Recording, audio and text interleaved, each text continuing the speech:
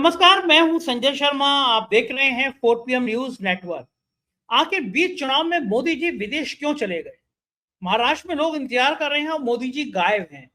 आखिर महाराष्ट्र में मोदी और शाह इतना खुल के बैटिंग क्यों नहीं कर पा रहे? मोदी और शाह की रैली में भीड़ क्यों नहीं जुट रही है? महाराष्ट्र में क्या महायुति का खेल बिगड़ने जा रहा है? क्या महाविकास आघाड़ी ने दांव चल दिया है? और अजीत पवार की और फडणवीस की जो ये नूरा कुश्ती चल रही है, क्या जनता इसको जान गई है? महाराष्ट्र में जहां संघ का मुख्यालय है, जहां संघ का दफ्तर है, उस नागपुर में बीजेपी की हालत पतली क्यों है?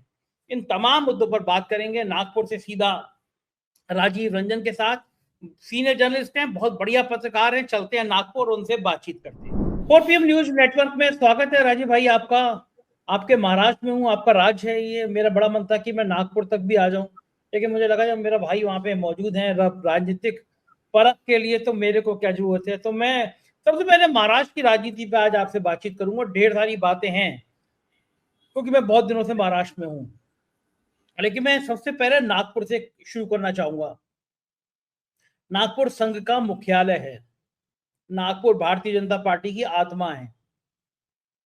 नागपुर से गडकरी साहब मोदी जी के बहुत प्यारे हैं, बहुत दुलारे हैं। और मोदी जी 10 सालों में, 11 सालों में पहली बार नागपुर आने पे और रात बिताने पे विवश हो गए। अमित शाह संघ के लोगों के पास आए और क्या क्या तिकड़म हुई। ये सारी बातें नागपुर से निकलती हैं और फिर दूर तक जाती हैं। तो शुरुआत नागपुर से। नागपुर के क्या हाल है? नागपुर जिले में कितनी सीटें हैं राजीव भाई? कितनी सीटें कांग्रेस से पिछली बार जीती थी, इस बार नागपुर का क्या हाल होने जा रहा है? महाराष्ट्र की बातचीत आज नागपुर से शुरू करते हैं। बहुत बढ़िया सवाल है और मेरे मन के काफी करीब है। नागपुर में रहने के कारण देखिए, नागपुर के इलेक्शन, नागपुर क्या बोल रही, महाराष्ट्र के इलेक्शन का रिजल्ट एक और नागपुर से रिलेटेड आदमी के करियर के लिए बहुत महत्वपूर्ण है।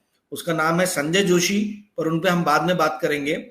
पर आपने जो सवाल पूछा, देखिए विदर्भा में टोटल 62 सीट्स हैं, ठीक है। और यहाँ पे मेनली कॉन्टेस्ट जो है, फाइट जो है, वो है बीजेपी बनाम कांग्रेस।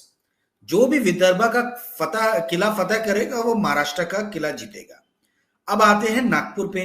नागपुर में 6 सीट्स हैं, ठीक है, नागपुर सिटी के अंदर में, और डिस्ट्रिक्ट में और 6, यानी 12 हो गए टोटल। नागपुर रूरल बोलते हैं उसको, और रामटेक लोकसभा कंस्टिट्यूएंसी के नाम से जाना जाता है। तो ये 6 सीट में जो शहर की हैं, इसमें जो मैंने घूम के इतने दिनों से जो समझा, उसमें मुझे ये नजर आ रहा है कि उत्तर नागपुर जो दलित बहुल्य कंस्टिट्यूएंसी है, वहां पे महाराष्ट्र से सबसे बड़े कांग्रेस के दलित लीडर आते हैं, नितिन राउत। मतलब वो आप समझिए काफी पुराने, काफी कदावर दलित लीडर हैं। और नासिक राव त्रिपुरा के समय के लीडर हैं, उस टाइम में यूथ कांग्रेस में हुआ करते थे। तो नितिन राउत जी लग रहा है कि इजिली सीट निकालेंगे अपनी। उनकी सीट निकलने में कोई दिक्कत मुझे दिख नहीं रही है। दूसरा आता है हमारा भाऊ का एरिया, वेस्ट नागपुर, पश्चिम नागपुर। भाऊ जो है नितिन गडकरी के अगेंस्ट उन्होंने बहुत अच्छी फाइट दी, विकास ठाकरे जी ने। और विकास ठाकरे पिछले 10 साल से नागपुर के कांग्रेस के अध्यक्ष हैं। तो आप समझ लीजिए कि मतलब नागपुर में जो बड़ा लीडर आज की डेट में कांग्रेस के पास में, एक में डेरिंग, बहुत हिम्मती, साहसी लीडर है, वो है विकास ठाकरे। और उनकी भी सीट निकलती हुई नजर आ रही है। हालांकि उनकी किलाबंदी भाजपा ने बहुत जबरदस्त तरीके से की है। प्रकाश आंबेडकर से लेके तो कांग्रेस की पार्टी से 1-2 लोगों को तोड़ के इंडिपेंडेंट लड़वाया जा रहा है। तो हर तरीके से जो विकास ठाकरे जी, जो भाव के कास्ट के, कुंभी कास्ट के जो लोग हैं, उनको टिकट दिया गया है एज एन इंडिपेंडेंट। पैसे दिए जा रहे हैं कि आप लड़िए करके इलेक्शन। तो ये विकास ठाकरे की किलाबंदी बहुत अच्छे से की गई है। और विकास ठाकरे लोकसभा लड़े थे तो एक उनकी प्रैक्टिस तो हो ही गया था, सेमीफाइनल तो हो ही गया था। फाइनल में वो पूरे जोर शोर से लगे हैं और मुझे लग रहा है कि शायद वो भी सीट निकल जाएगी। मध्य में बंटी शेल्के जो युवा कांग्रेस के और राहुल गांधी के बहुत नजदीकी माने जाते हैं युवा नेता है, बंटी बाबा शेल्के, वो लड़ रहे हैं कांग्रेस के। लास्ट टाइम वो हार गए थे इलेक्शन 8000 वोट से, क्योंकि पतंग जो कि ओवैसी का, मतलब ओवैसी की जो पार्टी है, उसने 8000 वोट खाए और ये 8000 वोट से हारे। तो वो मतलब अगर वो अल्पसंख्यकों के वोट अगर बंटी बाबा शेल्के को मिलते तो बंटी बाबा शेल्के लास्ट टाइम ही शायद जीत जाते हैं। ये हल्बा कम्युनिटी डोमिनेटेड जो है वो एरिया है। और यहां से नितिन गडकरी के जो राइट हैंड माने जाते हैं, दटके, प्रवीण दटके, वो भी युवा लीडर है, फर्स्ट टाइम इलेक्शन लड़ रहे हैं। हालांकि वो एमएलसी मेंबर है, पर उसके बावजूद भी उनको बीजेपी ने उतारा है, क्योंकि वो फडणवीस और गडकरी दोनों के बहुत करीबी है, उनके पिता भी बड़े लीडर हैं। तो वहां बड़ा टफ मुकाबला है बंटी बाबा शेल्के का और इनका। आज कन्हैया कुमार आए हुए हैं नागपुर में, संजय सिंह आए हुए हैं, ये लोग बंटी बाबा शेल्के का मतलब प्रचार के लिए आए हुए हैं ये लोग। अब देखना है, अलका लांबा आई हुई है।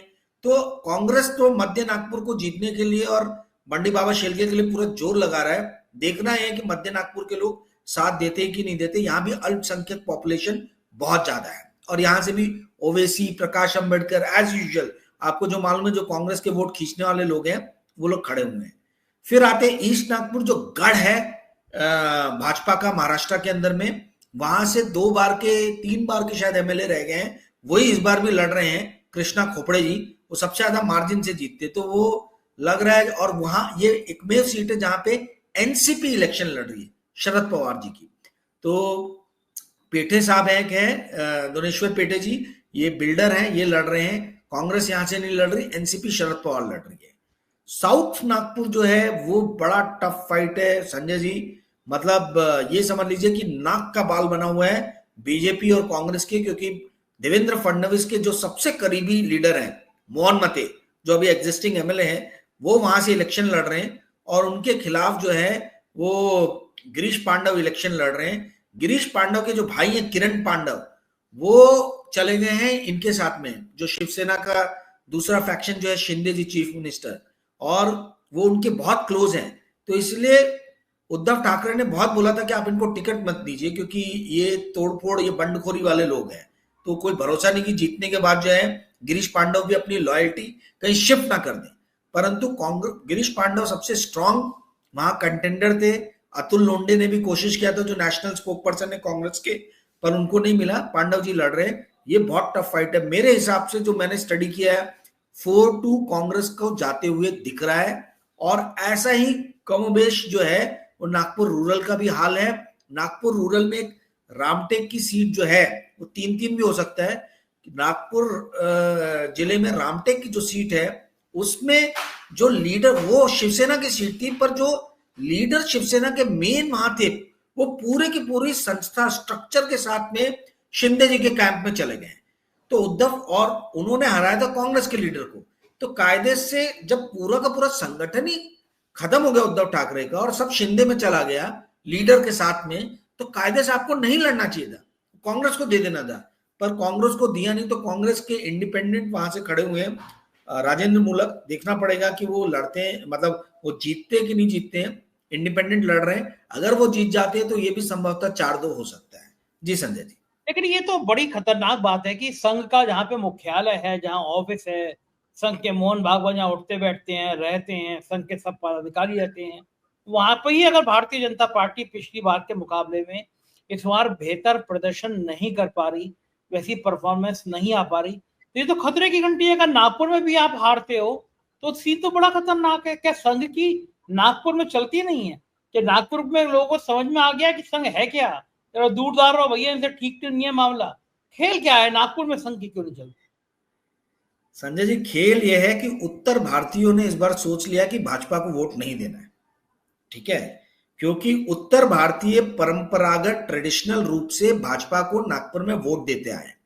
नागपुर जो है ये MOIL, WCL, MECL, geological survey of India, Indian bureau of mines, इन सब का हेडक्वार्टर है इंडिया का। तो यहां पर सेंट्रल गवर्नमेंट एम्प्लॉइज बहुत सारे हैं जो रिटायर होके यहीं बस गए। ये बंगाली हैं, ये यूपी के हैं, ये बिहार के हैं, ये उड़ीसा के हैं, ये पंजाब के हैं। तो नागपुर बड़ा ही कॉस्मोपॉलिटन सिटी है, क्योंकि यहाँ पे गवर्नमेंट ऑफिसेस बहुत ज्यादा है। उत्तर भारतीयों की, यूपी और बिहार के लोगों की बहुत ज्यादा संख्या है यहाँ पे। और इस बार उम्मीद की जा रही थी कि भाजपा कम से कम पश्चिम नागपुर से, जहां जो इलाका है विकास ठाकरे के अगेंस्ट में जो इन्होंने कैंडिडेट खड़ा किया है, वो रूरल नागपुर से लाके खड़ा किया। और उस पर दावेदारी उत्तर भारत के लोग कर रहे थे। उत्तर भारतीय जो 2-3 लीडर है भाजपा के यहाँ पे, पर उनको टिकट नहीं दिया गया। तो इसके कारण से एक बहुत बड़ा जो ट्रेडिशनल जो वोट बैंक है, वो बोल रहा है या तो नोटा डालेंगे या घर में उस दिन हॉलीडे मनाएंगे, पिकनिक मनाएंगे, चुपचाप घर में बैठेंगे।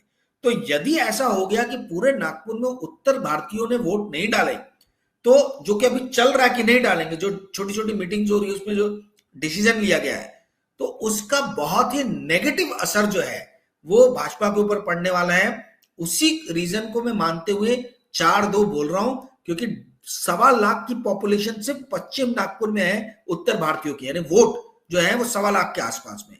तो आप समझ लीजिए, और ये पूरे नागपुर में डिस्पर्स है। नितिन गडकरी भी जो जीतते हैं वो मेन उत्तर भारतीयों के ही दम पे जीतते हैं, क्योंकि महाराष्ट्र ब्राह्मण पॉपुलेशन तो बहुत कम है नागपुर के अंदर में। तो उत्तर भारतीय यदि जो इनका ट्रेडिशनल वोटर है, जो मध्य प्रदेश का रहवासी है, छत्तीसगढ़ का है, यूपी का है, बिहार का है, बंगाल का है, पंजाब का है, यदि इन्होंने वोट नहीं डाले तो मामला जो है वो बिगड़ जाएगा, बिगड़ता हुआ दिख रहा है अभी तक जो है। उसी के बेसिस पे मैं बोल रहा हूं कि 4-2 रहेगा। संघ का इसमें ज्यादा कुछ लेना देना नहीं है, संघ तो प्रभावी है ही, बट संघ सबको बोल नहीं सकता ना, जबरदस्ती संघ जो है लेके जा नहीं सकता। एक बात आप समझ लीजिए, मैं जो देख रहा हूं, संघ जिस तरीके से हरियाणा में अलूफ था, महाराष्ट्र में नहीं है। संघ के एक एक कार्यकर्ता जुट गए हैं यहां पर किस तरीके से जो है बीजेपी को जिताया जाए और देवेंद्र फडणवीस को फिर से मुख्यमंत्री बनाया जाए, इसके पूर्ण जोर प्रयास में संघ का एक एक कार्यकर्ता लगा है। क्योंकि देवेंद्र फडणवीस ऑफकोर्स नागपुर से हैं, तो पूरे दमखम से महाराष्ट्र इलेक्शन में संघ लड़ा है, संघ लग गया है। जी संजय। मजे की बात यह है, मैं मुंबई में जिन पत्रकारों से मिला, उन्होंने एक बात बड़ी मजे से कही। और देखिए, सगार किसकी बनेगी हम ये नहीं कह सकते, क्योंकि मामला टाइट है, दोनों तरफ टाइट है। लेकिन हम ये दावे के साथ कह सकते हैं कि शिंदे मुख्यमंत्री नहीं बनेंगे। ये बात लगभग सबने कही कि शिंदे मुख्यमंत्री नहीं बनेंगे। तो ऐसा क्यों मान रहे हैं कि अगर महायुति की सरकार बन भी गई तो शिंदे नहीं बनेंगे? ये लोगों में धारणा क्यों बनती चली जा रही है? उसका रीजन है, देखिए 152 सीट्स पे बीजेपी लड़ रही है, ठीक है, और आप देखिए कि आपके शिंदे, और 55 सीट पे एनसीपी लड़ रही है।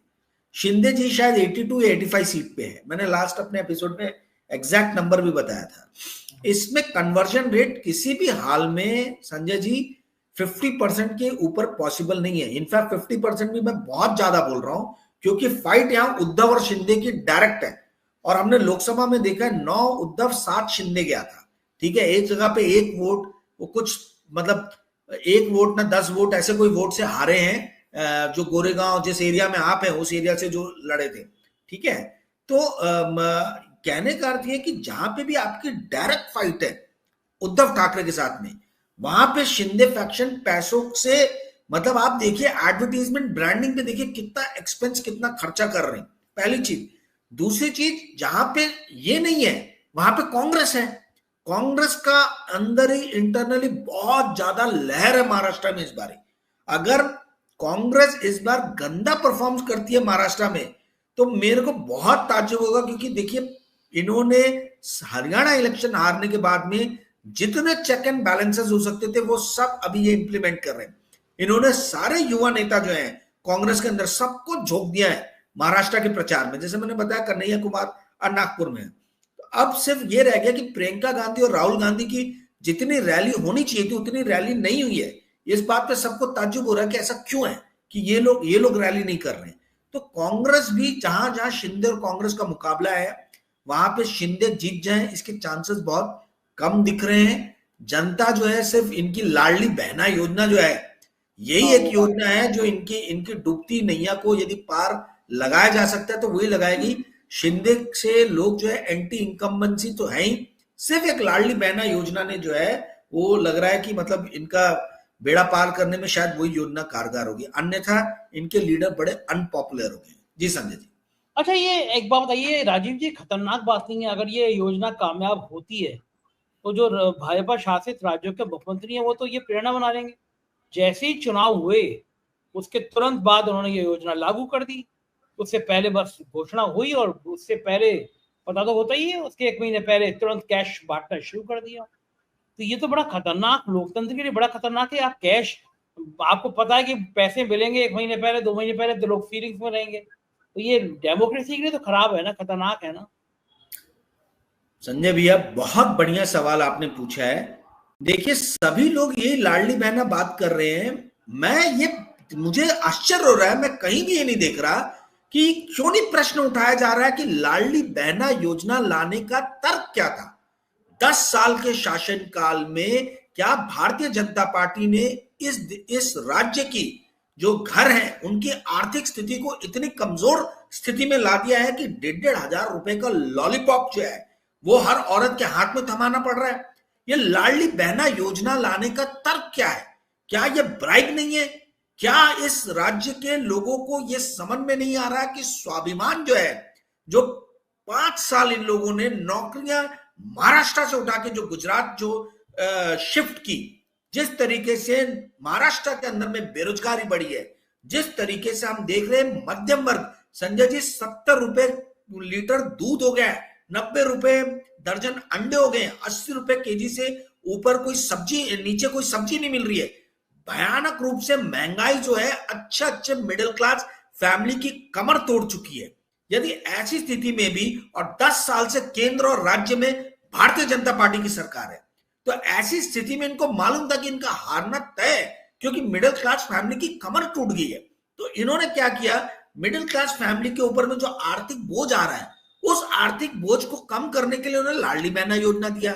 मिडिल क्लास फैमिली क्या, आप समझ लीजिए 12.5 करोड़ की पॉपुलेशन है महाराष्ट्र की, 2.5 करोड़ औरतों को मिल रहा है, एक फैमिली में 4 औरतें, तो लगभग 10 करोड़ की पॉपुलेशन को टारगेट कर रहे हैं।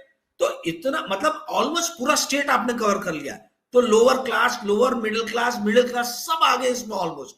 मेरा कहने का अर्थ यह है कि सवाल यह उठना चाहिए कि लाडली बहना जैसी योजना लाना क्यों ये ब्राइब देने की जरूरत है? आप 5 साल तक शासन कर रहे थे, क्या आप अपने शासनकाल में इतने रोजगारों का सृजन नहीं कर पाए कि आपको ब्राइब देने की जरूरत पड़ रही है?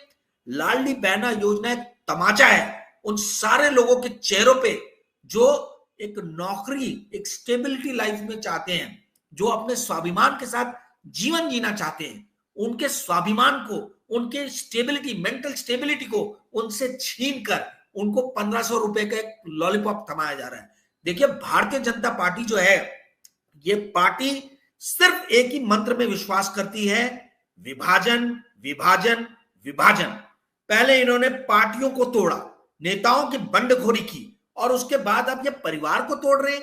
परिवार के अंदर में मर्द को नौकरी नहीं दे पा रहे हैं, औरतों को भी नहीं दे पा रहे हैं नौकरी, और वहीं वो तो इनको मालूम है कि मर्दों के मिलने नहीं वाले, तो औरतों को लुभाने के लिए लाडली बहना योजना ले आए। तो अब ये सिर्फ पार्टियों को नहीं तोड़ रहे, ये घरों को तोड़ रहे हैं, ये समाज को तोड़ रहे हैं, हर जगह विभाजन की स्थिति ला रहे हैं। ये लाडली बहना योजना कुछ नहीं है, ये ब्राइब है।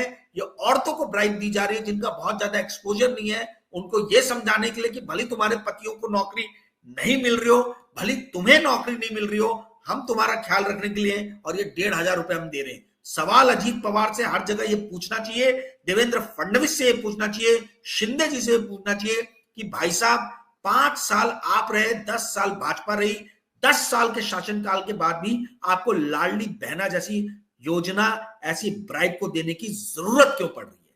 जी संजय जी। बिल्कुल ठीक कह रहे हैं आप कि इस तरह की योजनाएं सरकार को खुद चाहिए कि विकास की योजनाएं बनाएं, जरूरत क्यों पड़े। इधर योगी आदित्यनाथ के बटोगे तो कटोगे के नारे के बाद अजीत पवार और फडणवीस में जो वॉक युद्ध छिड़ा हुआ है, शीत युद्ध छिड़ा हुआ है, या अब तो ओपन वार हो गई है, शीत युद्ध भी कह रहा है, ओपन वार हो गई है। ये क्या जानबूझ के चौसर बिछा के गेम खेल रहे हैं दोनों? क्योंकि अजीत पवार को पता है कि बिना मुसलमान वोट के हम जीत नहीं सकते, उनकी पार्टी के नेता परेशान है। तो ये क्या नूरा कुश्ती है दोनों की मिली जुली है, या वाकई में अजीत पवार इस नारे से नाराज हैं और ये नारा बटोगे तो कटोगे क्या महाराष्ट्र में बीजेपी को फायदा पहुंचाएगा या नुकसान पहुंचाएगा? आपको क्या लगता है? बिल्कुल नूरा कुश्ती, आपने एकदम सही पहचाना। ये दोनों आपस में मिलके हम सबको बेवकूफ बना रहे हैं, आप लोगों को बेवकूफ बना रहे हैं। इनका एक ही मकसद है कि कैसे भी लड़ाई झगड़ा दिखा के, फ्रिक्शन दिखा के वोट ले लो, कि मुसलमान जो है अजीत पवार को वोट दे दें, हिंदू लोग हमें वोट दे दें। देखिए, एक सिंपल मेरा क्वेश्चन है, यदि आपके अंदर में आपको इतना ही लगता है कि ये पार्टी जो है वो समाज के अंदर द्वेष फैला रही है और लड़ोगे कटोगे बटोगे तो कटोगे टाइप की चीजें अगर स्लोगन दे रही है, तो आप पहले ही क्यों नहीं अलग हो गए इनसे? आप इनके साथ मिलकर चुनाव लड़ रहे हो, आपको इन्होंने 55 सीट देकर आपकी बेइज्जती की है और आप वो बेइज्जती बर्दाश्त की हो। तो जब आपने सीटों में बेइज्जती बर्दाश्त कर ली, तो ये क्या फालतू की बातें बता रहे हो? ये किसको बेवकूफ बना रहे हो भाई? कि हमको जो है वो सांप्रदायिक जो है स्लोगन नहीं चलेंगे, सांप्रदायिक नारे नहीं चलेंगे। ये कुछ नहीं है संजय भैया, ये सिर्फ आपको मेरे को लोगों को बेवकूफ बना के वोट लेके सत्ता में आने की एक स्कीम है और कुछ नहीं है। और जहां तक आपने बोला कि महाराष्ट्र में क्या ये नीति चलेगी, महाराष्ट्र में आज जो सबसे बड़ा मुद्दा है संजय जी, वो है बेरोजगारी, बेरोजगारी, बेरोजगारी। बेरोजगारी से इतने ज्यादा परेशान है और ये लीडर जो ये पूरे कट गए। देखिए, it is much more easier and sexier to talk about Ladli Behna Yojana, कि लाडली बहना योजना है, ये देखो आपको मदद कर रहे, मदद कर रहे। भाई इशू क्या है, क्यों लाडली बहना योजना देना पड़ रहा है? क्योंकि इतनी महंगाई हो गई है, इतनी बेरोजगारी हो गई है कि lower class, middle class, lower middle class सबकी कमर टूट गई है। और यही सबसे बड़ा मुद्दा है। यदि इसको ये सांप्रदायिक टिंज दे पाए, सांप्रदायिक रंग दे पाए, तो ये समझिएगा कि आप इसमें विपक्ष कहीं विफल हुआ है, कांग्रेस कहीं विफल हुई है, जो शिवसेना है और शरद पवार जी है वो कहीं विफल हुए। ये सांप्रदायिक रुख नहीं लेगा, क्योंकि आज महाराष्ट्र का जो सबसे बड़ा जो महाराष्ट्रियन मराठा प्राइड जो फाइट कर रहा है, वो फाइट कर रहा है बेरोजगारी और महंगाई से। और मुझे पूर्णतः विश्वास है कि ये मराठा प्राइड जो है इस बार जस्टिस देगा पूरे देश को। महाराष्ट्र के इलेक्शन के बाद में आप देखिएगा इस देश की सत्ता कैसे बदलती है। जी संजय जी, बिल्कुल ठीक कह रहे हैं, ये माहौल तो बन रहा है। अच्छा, आपको क्या लगता है जो चुनाव नतीजे आएंगे उसमें ज्यादा बड़ा नुकसान किसका होगा, अजीत पवार का या शिंदे का? कौन ज्यादा झेलेगा? अजीत पवार, इसमें अजीत कोई पवार। डाउट ही नहीं है, कोई डाउट नहीं है इसमें, क्योंकि जहां भी इनकी फाइट है वो सीधा सीधा शरद पवार के साथ में फाइट है। और शरद पवार जी, जैसे मैंने लास्ट टाइम भी कहा था कि वो इंडियन पॉलिटिक्स के पेले हो रखे हैं, मैराडोना हो रखे हैं। उन्होंने बोल दिया कि मैं संन्यास लेने वाला हूं। जिस तरीके से पूरे लोग जो है वो, जब पेले ने या तेंदुलकर ने या मैराडोना ने जब छोड़ा था गेम, तो कैसे लोग जो है एकदम इमोशंस में आ गए थे, वैसे ही महाराष्ट्र के अंदर में लोगों के अंदर में इमोशंस आ रहे हैं शरद पवार के लिए। He is the grand old man of Maharashtra, Maharashtrian politics. तो ये महाराष्ट्र के लोगों ने ठान लिया। सबसे अगर सशक्त स्थिति में कोई उभरने की दिशा में अभी दिख रहा है एज ऑन डेट, वो शरद पवार जी है। पर संजय जी, कुछ कहा नहीं जा सकता, क्योंकि कत्ल की रात बाकी है। कत्ल की रात यानी हमारे नागपुर में कहते हैं लास्ट जो 2 रातें होती हैं उसमें पूरे इलेक्शन पलट जाते हैं। 20 तारीख को इलेक्शन है, 18 और 19 तारीख की रात कत्ल की रात है। उस कत्ल की रात में यदि महागठबंधन अपने आप को सशक्त रख सका, तो आप ये मान के चलिए, निश्चित तौर पे समझिए कि सत्ता परिवर्तन होगी। जी संजय जी, प्रियंका गांधी की एंट्री हो गई, रैली करी और बड़ी जबरदस्त रैली करी है और जाति जनगणना के लिए उन्होंने ऐलान कर दिया कि बीजेपी में हिम्मत है, महायुति में हिम्मत है तो कहें कि हम 50% की आरक्षण की सीमा को हटा देंगे। ये जो जाति जनगणना का मुद्दा है, ये जो आरक्षण की 50% सीमा को हटा देने का मुद्दा है, क्या ये पिछड़ों को और दलितों को, क्योंकि बीजेपी बड़े सफाई से यहाँ पिछड़ों को अलग कर रही है, मराठियों से पिछड़ों के बीच में गैप बनाना चाह रही है। तो ये प्रियंका गांधी का ये जो हमला है, क्योंकि प्रियंका गांधी बड़ी आक्रामक छवि के लिए जानी जाती हैं, उनका ये हमला नुकसान पहुंचा पाएगा बीजेपी को? देखिए, प्रियंका गांधी बहुत अच्छी वक्ता है, ठीक है, और एक स्ट्रैटेजी के साथ में उतरती है। उनके पास में टीम जो है वो काफी अच्छी है, परंतु जितनी फ्रीक्वेंसी से होना चाहिए था इनकी मीटिंग्स और रैली, उतनी नहीं हुए। मैंने जो भी कांग्रेस लीडर से बात की है, जितनों से भी, तो उन सबका ये कहना है कि यार थोड़ी और रैलीज होनी चाहिए थी, क्योंकि उन प्रियंका गांधी और राहुल गांधी की डिमांड बहुत है। हर जो कांग्रेस से खड़ा हुआ उम्मीदवार है वो चाहता है कि हमारे शहर में ये दोनों आए और प्रचार करें। देखिए, लोकसभा इलेक्शन में भाव के लिए ना राहुल गांधी आए थे ना प्रियंका गांधी आई थी, और वही एक सीट जो है कांग्रेस हारी गई। तो ये सीख लेने की जरूरत है। जी जी, क्या मुझे तो लग रहा है कि मुझे तो लग रहा है वो खुद चाहते होंगे गडकरी जीत जाएं, राहुल भी चाहते होंगे, प्रियंका भी चाहते होंगे। गडकरी जीतेंगे तो मोदी के लिए ज्यादा परेशानी पैदा करेंगे, दोनों चाहते होंगे गडकरी जरूर जीत जाए। पर देखिए, भाव ने, विकास ठाकरे ने कितने टफ फाइट जी, जो 2.25 लाख के मार्जिन से जीतते थे गडकरी साहब, वो, और प्रचार भी ज्यादा नहीं करते। इस बार तो एक एक गलियों में घूमे, वो 3.25 लाख की मार्जिन 1.25 लाख पे ले आए। तो 1.5 लाख वोट इधर के उधर कर दिए उन्होंने। थोड़ी सी और राहुल गांधी और प्रियंका गांधी का जोर लग गया रहता तो शायद ये भी सीट निकल सकती थी। अन्यथा खैर, विधानसभा के अंदर में प्रियंका गांधी ऑफकोर्स एक फैक्टर है, इसमें कोई डाउट नहीं है। राहुल गांधी भी एक बड़े फैक्टर हैं। आप बताइए संजय जी, मोदी जी कहाँ हैं? नरेंद्र मोदी और अमित शाह की मीटिंग क्यों नहीं हो रही है? विदेश में गए।